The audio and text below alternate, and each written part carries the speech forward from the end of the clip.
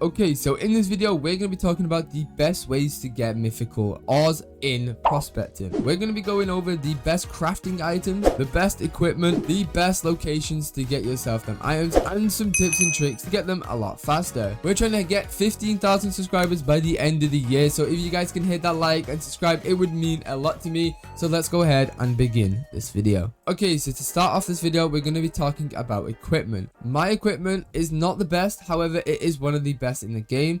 As you can see, I do have another apocalypse bringer I can put on, but I have 2 moon rings, 2 solar rings, and a load of apocalypse bringers, making me very good in this game. There's a lot of misinformation going about what you should be crafting and what you shouldn't be crafting, so I'm going to be talking about the ultimate things you are going to be crafting. So for starting out, what you can do is go ahead and craft some golden rings. They're very easy to craft. Go ahead and craft them, and then by the time you have got a load of them, you can probably craft the topaz necklace. Go ahead and craft a topaz necklace. Go ahead and craft a lapis armband, and then you're going to craft some ruby rings and meteor rings.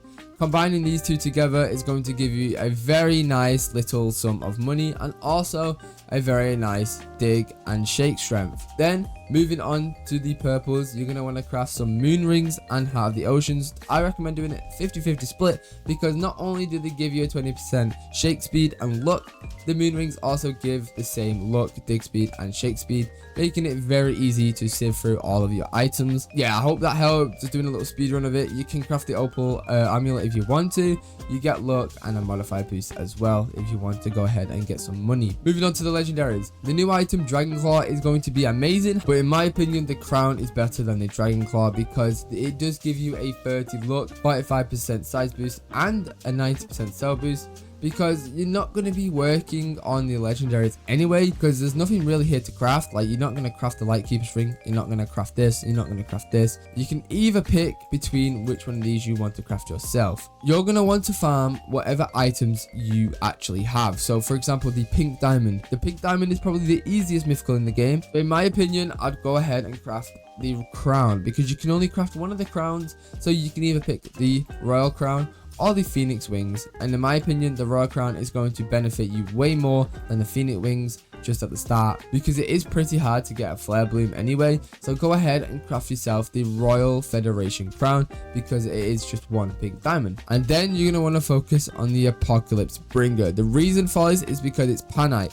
Panite and pink diamonds are the easiest mythicals to get, and I'm going to show you exactly where to get them. Once you have got these two, you can start focusing on other items, like maybe the solar ring giving you vortex essence, either the celestial rings, which I do recommend crafting the celestial rings over the phoenix heart at the start. So craft the celestial rings, the crown, the apocalypse bringer, and then start working on all the volcanic stuff, because you can get this stuff all at the same time. So I'm just making your life a lot easier. So that's crafting done.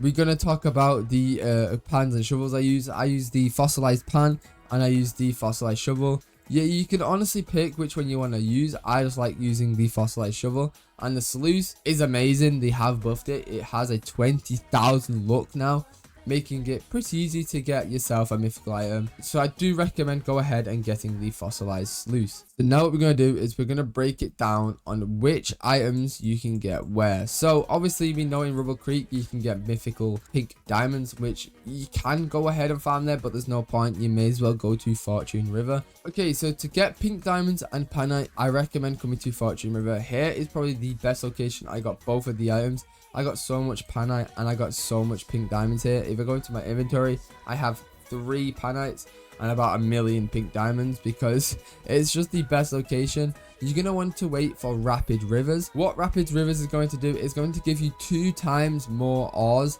which gives you a bigger boost to get yourself a mythical item. So I do recommend farming here if you're going to want panite and pink diamonds. Then moving on to the next location, Sunset Beach. You will not be farming here. Do not go here. You can also go to Fortune River Delta. It is a very good location, but if you're mainly focusing on panite and the pink diamond, I just recommend going to Fortune River, because you do have a chance of getting vortex essence. But if you do need vortex essence and you need panite and pink diamonds, go ahead and go to Fortune River Delta. But you can see I am walking into the cave, and I'm going to go to the oasis, because In the Oasis, you can get probably the best items to craft and the rarest items. So as you can see, I'm going into the Oasis because you can get Infaloom, Vortex Essence, Prismara, which I still haven't got, and a lot of good crafting items. Palladium is 100% must need, Uranium you're going to need, and Starshine you're going to need. So these 3 legendaries you're going to need to craft, and also getting these 2 mythicals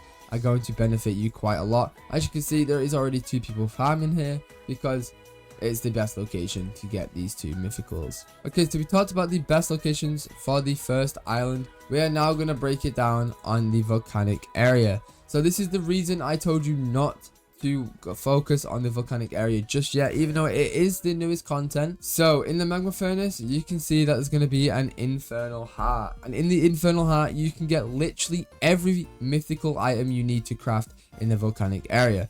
So you can get flare bloom, volcanic cores, infaloom, panite, and the dinosaur skull. When farming, I got so many volcanic cores and I got so many infalooms. I got 1 panite, no flare bloom, and obviously I got 1 dinosaur skull, making it very easy for me to craft it with a 1.6 kg. I do 100% recommend farming here endgame to get yourself the new items. The reason you're going to want to come over here and farm here all the time is because it actually has an open slot window. Every 30 minutes it just closes, and I'm pretty sure it's like every hour or 30 minutes it reopens. Okay, so we talked about all of the best locations for the mythical items. Now we're going to talk about all of the little tips and tricks I used to get more mythicals. Okay, so in the volcanic sands, which is just left off the TP, you can go ahead and come to the alchemist, and what the alchemist does, she allows you to buy supreme luck potions, giving you an extra 50 luck, and then you can also buy a strength potion.